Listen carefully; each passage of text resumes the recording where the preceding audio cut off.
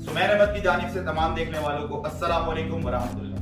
नाज़रीन, एक बहरी जहाज जिस पर 300 अफराद सवार थे पुरसुकून अंदाज से अपने मंजिल की जानिब रवां दवां था कि अचानक पानी में छुपी एक चट्टान से बहुत शिद्दत के साथ टकरा गया। जी नाज़रीन, उस जहाज के कई टुकड़े हो गए और देखते ही देखते 300 में से 299 अफराद पानी में डूब गए। मां सिवाय एक खुशकिस्मत नौजवान के जिसने समहाउ मैनेज करके जहाज के एक टूटे हुए टुकड़े का सहारा ले लिया और उस पे फ्लोट करता हुआ तैरता तैरता तैरता आखिरकार वो एक जजीरे के किनारे पर पहुंचने में कामयाब हो गया।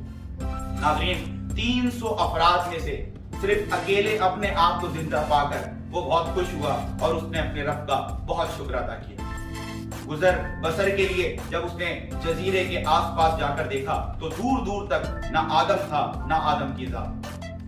नाज़रीन, उसने सोचा कि अपने टेम्पररी किसी तरह अपने गुजर बसर के लिए मुझे कुछ भी मैनेज करना है, लिहाजा वो कुछ लकड़ियां समेट कर लाता है। कहीं से उसको दरख्त के तने मिलते हैं, उनको लाता है, कहीं से उसको पत्ते मिलते हैं, उनको लाता है और समहाउ मैनेज करके वो एक छोटी सी हट बनाने में कामयाब हो जाता है।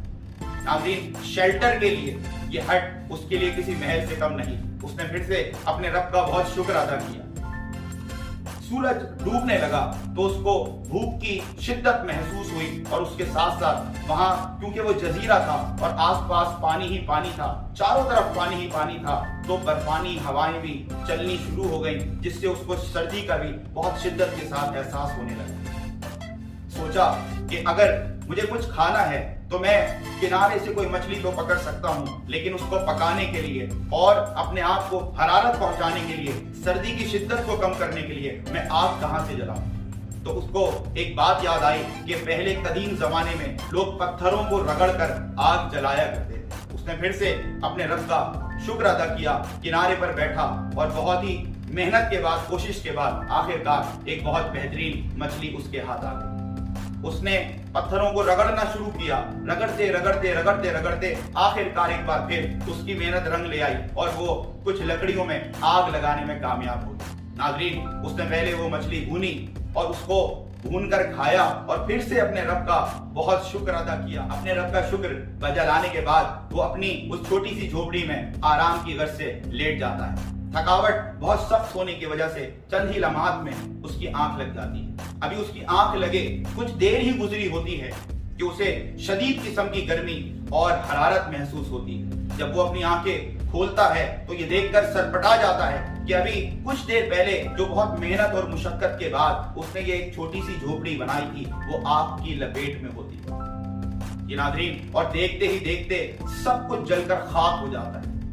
वही शख्स जो अभी थोड़ी देर पहले हर कामयाबी पर, हर बात पर अपने रब का शुक्र बजा ला रहा था, उसी शख्स की जबान पर शिकवे ही शिकवे होते हैं। माज़अल्लाह, वो अपने रब से कहता है कि मैंने अपनी मेहनत और मुशक्कत से इस झोपड़ी को बनाया, इतनी मेहनत के बाद मैंने अपनी जान बचाई, इतनी मेहनत के बाद मैंने लिए अपने खाने का इंतजाम किया और ये क्या हुआ कि एक ही लम्हे में मुझसे मेरा सब कुछ छीन गया, सब कुछ जलकर खाक हो गया। नाज़रीन, वो शख्स रोने लगा, चिल्लाने लगा, चीखने लगा, यहां तक कि उस शख्स पर बेहोशी तारी हो गई। अभी बेहोशी के इस आलम में वो जमीन पर पड़ा ही था कि कुछ लम्हात बाद एक आवाज से उसकी आंख खुली और वो तेज गड़गड़ाहट थी।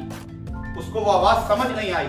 जैसे उसने अपनी आंखें खोली तो क्या मंजर देखा कि सामने एक हेलीकॉप्टर खड़ा है और उस हेलीकॉप्टर से रेस्क्यू टीम के बंदे उतर रहे हैं। वो ये देखकर फिर से सरपटा गया, खड़ा हुआ, दौड़ता हुआ उनके पास पहुंचा कि तुम्हें कैसे पता कि मैं यहाँ हूँ, तुम मेरी जान बचाने के लिए कैसे आ गए। तो रेस्क्यू टीम के ऑफिसर ने जवाब दिया, ए नौजवान, हमें नहीं पता कि तुम यहाँ हो। हाँ, किसी वजह से यहाँ पर कोई आग लगी थी और आग लगने की वजह से यहाँ से धुआं उठा था, जिसकी वजह से हमें स्मोक सिग्नल मिला और हमें बताया गया कि इस लोकेशन पर कोई मौजूद है और हम तुम्हें बचाने के लिए हेलीकॉप्टर लेकर यहाँ आ गए।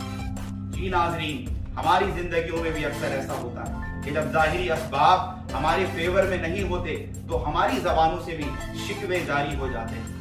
हम अपने इन जाहिरी असबाब पर अपने यकीन को इतना मजबूत कर लेते हैं कि फिर उस खुदा पर जो हमारा तवक्कुल होना चाहिए उसमें बहुत कमी वाक़ई हो जाती है। یاد رکھیے ناظرین کہ جتنے ظاہری اسباب ہیں، چاہے وہ ہماری مال و دولت ہو، چاہے وہ ہمارا جاہ و منصب ہو، یہ سب ہمارے اندر کے بت ہیں۔